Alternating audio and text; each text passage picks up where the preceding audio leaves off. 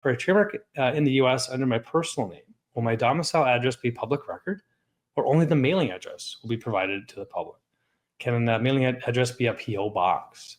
I want it under my personal name just in case I close my current corporation in a year or two, but would likely have ownership of the mark. Could I use a Google Voice number, personal number, to avoid people having the personal number be published? What are your thoughts on this, Matt? Yeah, this is a great question. Get this all the time. So there's a difference between your domicile and your mailing address. You always have to provide a domicile address. It doesn't matter who you are, corporation, individual, you have to provide a domicile address. Okay. If you don't provide a mailing address, your domicile address will be your mailing address by default at the USPTO.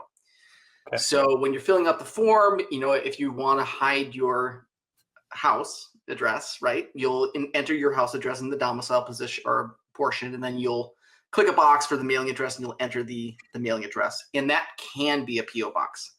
But of course, your domicile cannot be a P.O. box. Okay, a lot of words, but that's important. So the clarification is the domicile address, so long as your mailing address is different, your domicile address will not be published. Correct, right. Okay. And USPTO has gotten very good in the last 5 years of sniffing out P.O. box domicile applications. So they must have access to some pretty good tool, because every single address that comes through that's even remotely similar to a P.O. box or post office, UPS, FedEx box, whatever, they know about it, and they'll basically issue an office action saying that that's not the correct address.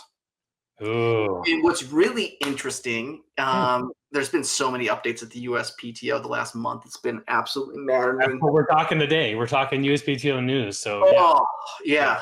I'd like to get a hold of that director, man. Things are really falling apart here. What's interesting about it is that, now if there's any issues with the application, so for example, like say we submit an application where the domicile address is actually a P.O. box, they're going to find out about it, push back on us, and they're going to charge us an extra $100 now. That's something that they haven't done in the past. But I mean, just today, because typically what we would do is we file these applications, and we want to push the USPTO as far as we can push them in terms of our clients' rights and expansiveness of the goods and services. But now, if the USPTO has to respond at all to us, they're basically issuing a $100 fee